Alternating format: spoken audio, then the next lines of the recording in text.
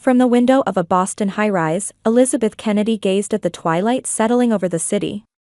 As vice president of Brunette Capital, her days were surrounded by numbers and data. That day, she had stayed late to complete final checks on a major investment proposal. The office phone rang. It was her mother, Martha.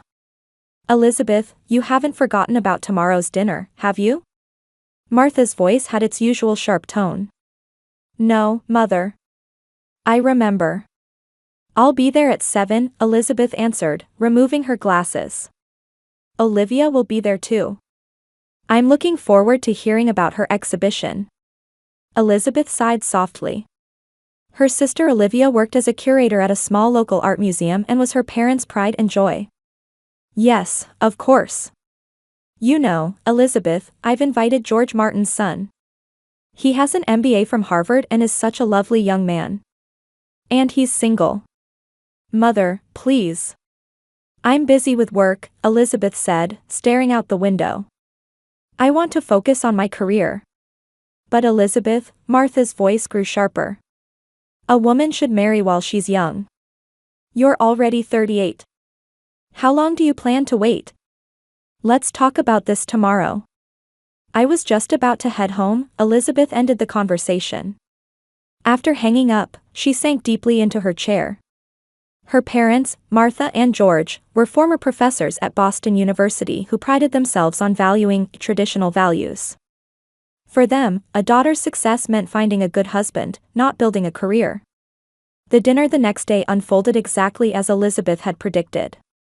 In Martha's perfectly arranged dining room, her parents, Olivia, and several coincidentally invited single men had gathered. "Elizabeth brought in $30 million in profits for her company last year," George said proudly, then immediately added, "But no matter how much money you earn, you can't find true happiness without a family, right?" Olivia smiled gracefully. "My exhibition is small, but it fulfills my mission of bringing art to the community. I believe what matters isn't money, but human connections." "That's right, Olivia. You truly understand," Martha squeezed her daughter's hand affectionately. "If only Elizabeth would learn a little from you." Throughout the meal, every time Elizabeth tried to talk about her successes in the financial industry, her mother interrupted her. "Mark, what do you think? What's more important for a woman, a career or family?" Martha asked the young lawyer sitting across the table. Elizabeth quietly set down her wine glass with its lipstick mark.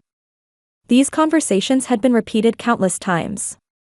When she graduated at the top of her class from Harvard Business School, her parents only said, "What a good environment to find a husband."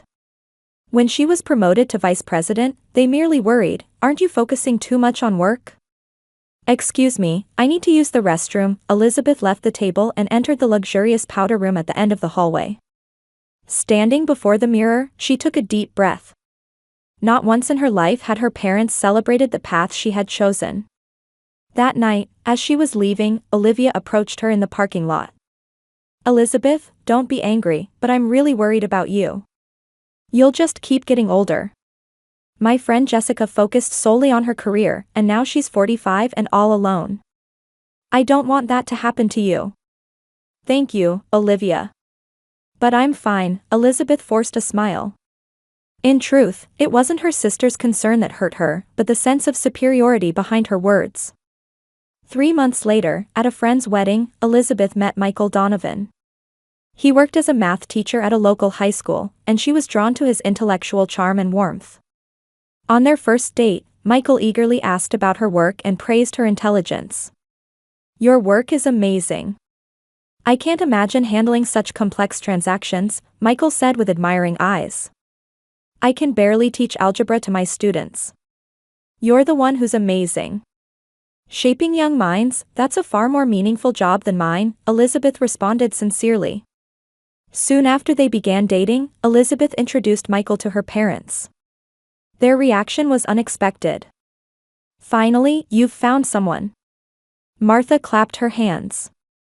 "I was starting to give up hope." "Good for you, Elizabeth," George added. "Michael, you're a brave man, dating a 38-year-old woman." Elizabeth was hurt by these words, but Michael laughed them off. As time passed, subtle changes appeared in his attitude. With each of her successes at work, he began saying, "It's embarrassing as a man. Makes me feel like I'm being supported by you," in a joking manner. Elizabeth pretended not to mind. Having no family of her own, Michael had become special to her. 3 months after their engagement, Elizabeth was relaxing at Michael's house one evening. He was walking from the kitchen to the living room while talking on the phone with a friend. "I'm finally getting married," Michael said, laughing. "Right, not many men have the courage to marry a woman in her late 30s, right? But she's amazing. She's the vice president of Brunette Capital." Elizabeth pretended to read her book while overhearing the conversation. When Michael noticed her, he smiled. "Hey, Jim, I'll call you back later." He ended the call and sat on the sofa. "How was work?" "Busy," Elizabeth smiled. "I heard your phone call." Michael took her hand. "It was just a joke, you know? Jim's a confirmed bachelor, so I was just trying to surprise him." "Did you need to mention my age?" "Don't worry about it. I proposed because I love you. Age doesn't matter." Michael kissed her. "It's just that a man has his pride. It takes a bit of courage to marry a successful woman like you." Elizabeth accepted his words despite the pain in her heart. She wanted to believe she was loved. Even if Michael was a little jealous of her success, it was understandable. His annual income was less than a quarter of hers. On the day of their engagement party, George and Martha hosted a dinner at an upscale restaurant. Elizabeth's parents treated Michael like royalty, constantly repeating phrases like, "Thank you for choosing our daughter." "Thank you for choosing Elizabeth, Michael." Martha raised her champagne glass. She was a bit too focused on work and running away from marriage. "Mother, that's not true," Elizabeth quietly protested.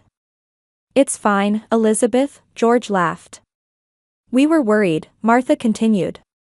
"Whether you'd find someone who would love you. Especially when thinking about children." A heavy silence fell over the table. Elizabeth felt anxious about having children. She felt a slight gratitude that her parents hadn't used the phrase, geriatric pregnancy. "We'll be fine," Michael squeezed her hand. "Including children, all of it." Elizabeth felt somewhat reassured by his words. But that night, she was further hurt when Olivia raised her glass in a toast. "Michael, thank you for choosing my sister. She may not be perfect, but she's worth loving." After the party, on the way home, Michael put his arm around Elizabeth's shoulders. "Families are interesting, aren't they? But they just love you. Especially Olivia." "Olivia loves me?" Elizabeth laughed bitterly.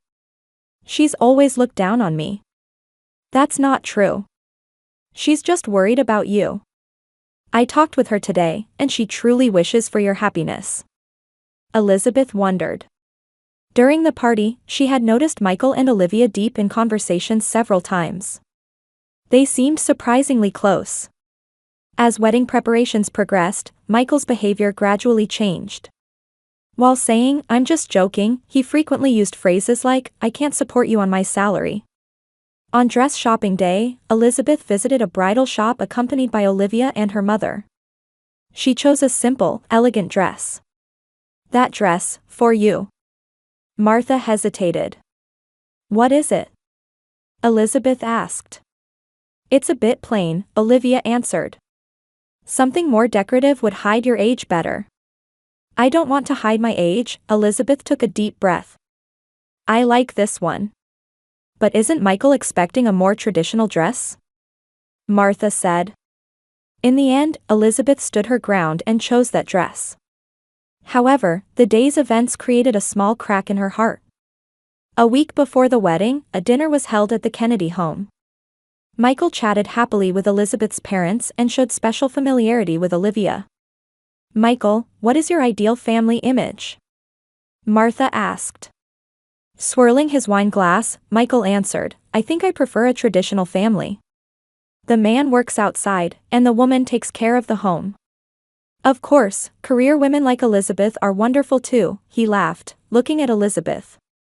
"But in my heart, my ideal isn't a workaholic like Elizabeth, but a more domesticated woman." "That's so true," Martha agreed. A woman's true happiness lies in her home. Elizabeth continued eating in silence. She had accepted these insults because they're family. But when she got up to use the bathroom, she paused at a conversation she overheard in the hallway. Doesn't she realize? Olivia's voice was audible. Elizabeth only thinks about work, it was Michael's voice. But that works out well for us. Laughter followed, and Elizabeth's heart raced. She approached quietly and peeked through the crack in the door. She could see Michael and Olivia standing closer than expected. Let's confirm tomorrow, Michael said in a low voice. If everything goes according to plan. Elizabeth cleared her throat and entered the room. The two jumped apart in surprise. I just came back from the bathroom, she said calmly. What plan? Oh, it's a surprise, Michael laughed. Wedding preparations. We want to surprise you. That night, Elizabeth couldn't sleep due to anxiety. She created an excuse to borrow Michael's phone and checked his messages. There was a cryptic text that read, "Tomorrow everything changes." The recipient must have been Olivia. Driven by fear, Elizabeth contacted her friend Kate, an IT specialist. Kate, I need your help, she said in a trembling voice. What's wrong, Elizabeth? Are you okay? Tomorrow's wedding, something's strange. Michael and Olivia, and my parents too, something's not right. Actually, I've been thinking something was off, Kate quietly confessed. There are suspicious points in their behavior. Like how Michael talks about you to his friends. What do you mean? Once, I heard him referring to you as a golden goose. He was joking, but... Tears fell from Elizabeth's eyes. What should I do? The ceremony is tomorrow. You could cancel. No, Elizabeth steeled her resolve. I'll face this situation with truth. Kate, will you help me? Anything you need, Kate replied immediately. What do you need? Evidence. I need to know what they're planning. And... Elizabeth took a deep breath. I also want to prepare for any contingency. The night before the wedding, Elizabeth was alone in her hotel room, staring at Boston's night skyline. A message arrived from Kate, ready. That was all. On the wedding day, St. Anthony's Church was bathed in Boston's spring sunlight. Elizabeth sat quietly in the preparation room, surrounded by bridesmaids. Her expression was calm, but determination shone in her eyes. Nervous, the makeup artist asked. No, Elizabeth smiled. Rather, I've made up my mind. The door opened, and Kate entered. She approached Elizabeth and said in a soft voice, everything is ready. Whenever you give the signal, we can proceed. Elizabeth nodded. Thank you, Kate. The ceremony proceeded as planned. Elizabeth entered on her father's arm, and Michael waited for her at the altar with a beaming smile. Vows were exchanged, rings were swapped, and they were pronounced husband and wife. After the ministers, "You may kiss the bride," Michael kissed her. On the surface, it was a perfect wedding. The reception venue was set in a luxurious hotel ballroom. Beautiful decorated tables, a champagne tower, elegant music. Everything exuded a romantic atmosphere. Elizabeth smiled and greeted guests while constantly exchanging glances with Kate. Ladies and gentlemen, thank you for gathering here, the MC announced. To celebrate this special day, we'll now hear a speech from the groom, Michael Donovan. As the room fell silent, Michael stepped forward with a glass in hand. His face bore a confident smile. Everyone, thank you for celebrating our special day, Michael said loudly. Actually, I want you to thank me. Small laughter spread across the room. Yes, thank me. For taking this aging leftover woman off the market. A moment of silence covered the venue, followed by uncomfortable murmurs. Michael pretended not to notice and continued. Everyone, it's a joke, just a joke, he said, laughing. But isn't it surprising that an ordinary high school teacher like me could marry such a successful woman? Elizabeth remained motionless, watching him with a calm expression.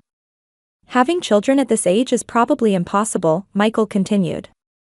But it's okay, I have a plan. The atmosphere in the room froze. Several guests frowned in discomfort, and friends looked worriedly at Elizabeth. Martha and George smiled and raised their glasses. We always hoped he would marry her sister. Martha suddenly exclaimed. Olivia would have been more age-appropriate. George nodded. Well, it's good that Elizabeth found a good companion. We had given up hope. Tension hung in the air, with awkward laughter spreading. Many guests looked confused. Michael continued proudly. But don't worry, Elizabeth. You were chosen for a special purpose. At that moment, Elizabeth slowly stood up. Quiet anger showed on her face.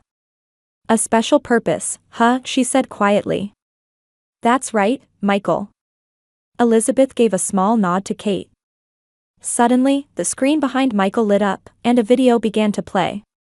People in the room turned around in surprise. The screen showed Michael and Olivia embracing intimately. They exchanged passionate kisses, and Michael gently stroked Olivia's hair. Once we're married, we'll be free with her money, Michael's voice rang clearly. The trust fund won't be released unless she gets married, right? That's right, Olivia's voice continued. My sister has money but knows nothing. She's just a convenient tool. What about children? Michael's voice asked. I'll have them. It's too late for her, Olivia's voice laughed. The video continued, showing evidence that George and Martha knew about the plan, conversations like, Elizabeth's trust fund will be released when she marries, and, she won't notice, she's always focused on work. The room was engulfed in frozen silence. Michael, with a pale face, began to say, this is a misunderstanding. A misunderstanding? Elizabeth calmly retorted. Like the content of today's speech?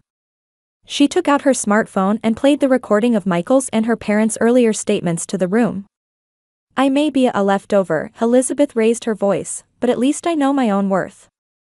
She turned back to Michael. It wasn't me you wanted. It was my money. In collusion with my mother, father, and Olivia. Elizabeth, that's not it. Michael tried to explain. My parents, Elizabeth continued. From the day I was born, you never understood my worth. You always judged me by the values you wanted to impose, never acknowledging my success. Martha stood up and began, Daughter, this is enough, Elizabeth said coldly. I don't need a family like this. She slowly removed her wedding ring and placed it on the table. This marriage ends here. Michael. And Olivia, parents. Elizabeth gave a small nod to Kate, and they left the venue with dignified steps. Behind them, voices of confusion and anger echoed. Wait, Elizabeth. Michael chased after her. That was just. Elizabeth turned around. Just what? A joke? A plan? A conspiracy to ruin my life? We were just. You and Olivia had a relationship for a long time, Elizabeth said quietly. And my parents knew. Everyone was trying to use me. About the trust fund. Thanks to you, I understand now, Elizabeth smiled. My worth is determined by myself. Not by age, marital status, or whether I have children. Thank you for teaching me that, Michael. She turned away and left the hotel with Kate. The twilight streets of Boston seemed to shine beautifully, as if celebrating the beginning of her new life. Everything's ready, Kate said, opening the car door. I'll contact the lawyer right away. Thank you, Elizabeth took a deep breath. For the first time in my life, I feel truly free. The car drove away quietly. Elizabeth, still in her wedding dress, stared out the window. There were no tears in her eyes, only a strong light of determination. 3 weeks later, Elizabeth sat facing a lawyer in a downtown high-rise office. Outside the glass windows, Boston's cityscape spread out. The marriage annulment application is proceeding smoothly, Attorney Jill Sanders said, reviewing documents. The evidence of fraudulent intent is sufficient. The videos and recordings are decisive. Thank you, Jill, Elizabeth nodded quietly. What about the trust fund? The conditions set by your father only specified marriage, with no mention of duration. Technically, even for a short period, the condition has been met, Jill smiled. The fund is already under your control. They cannot touch it. Elizabeth exhaled deeply. I want to end this as soon as possible. Of course, Jill became serious. But be prepared for contact from them. Especially Michael, who seems to be persistently seeking reconciliation. Elizabeth's smartphone was full of unread messages from Michael, her parents, and Olivia. She had deleted them all without reading. The only reply she had sent was to Michael's message, "We need to talk," with a simple, "Please contact my lawyer." How is work? Jill asked. Surprisingly understanding, Elizabeth smiled. The CEO himself told me, as long as your personal issues don't affect the company, we support you. Leaving the office, Kate was waiting. She opened her arms as soon as she saw Elizabeth. The two exchanged a long embrace. How did it go? Kate asked. According to plan, Elizabeth answered. Now, let's go to our promised lunch. They headed to a cafe along the Charles River. For the past 3 weeks, Kate had constantly been by Elizabeth's side. After spending a sleepless night at Kate's apartment on the wedding night, Elizabeth had begun moving toward a new life the next day. Any contact from Michael? Kate asked as they sat on the terrace. Almost daily, Elizabeth answered, stirring her coffee. First claiming it was a misunderstanding. Then begging for forgiveness. And now saying, "It's not about the money, I truly love you." What about Olivia? Just one message from her, Elizabeth frowned. I didn't mean to hurt you. Unbelievable. Your parents. Elizabeth paused for a moment, looking at the sea. You've disgraced the family, they said. Their concern isn't about me, but their social reputation. That's terrible, Kate was indignant. But, Kate, Elizabeth looked up. Strangely, I feel lighter.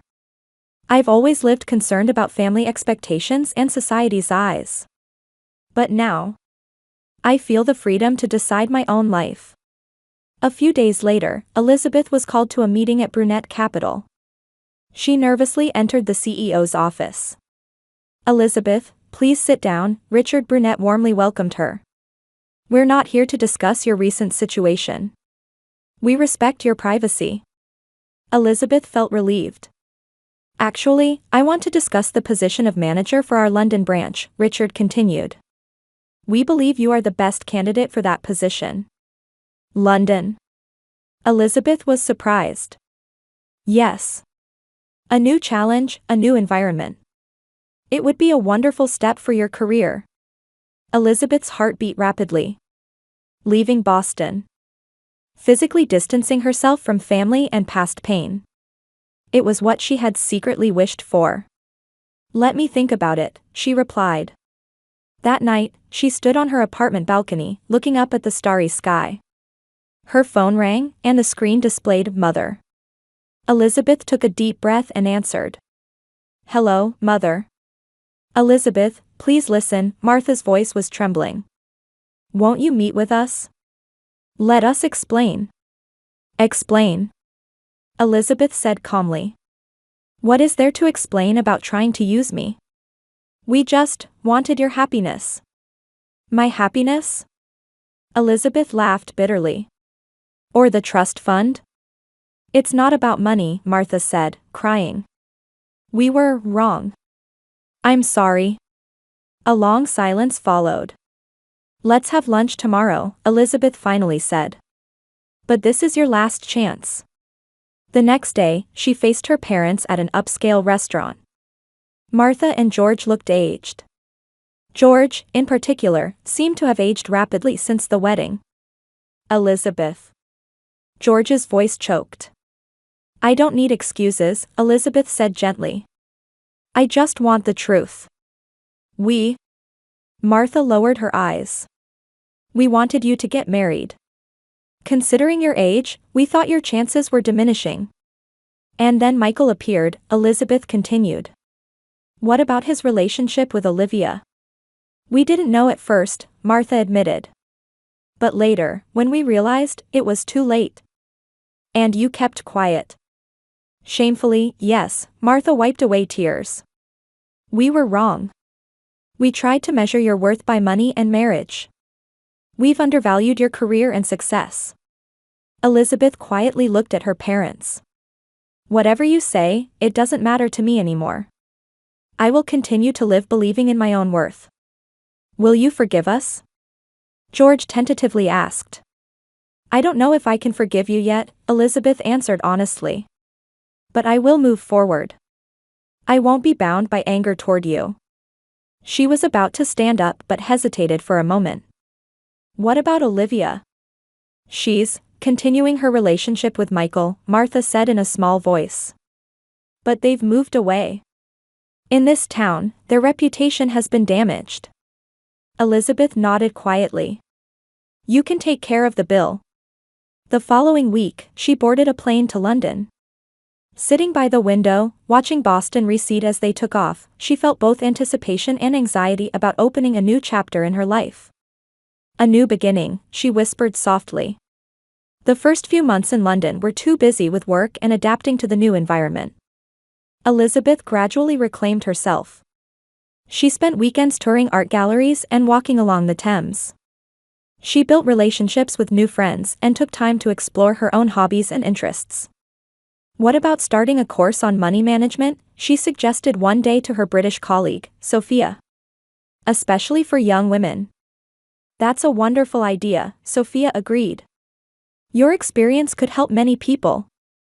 Elizabeth began volunteering once a week at a community center, teaching financial literacy classes. There, she shared her experiences and taught young women the importance of financial independence.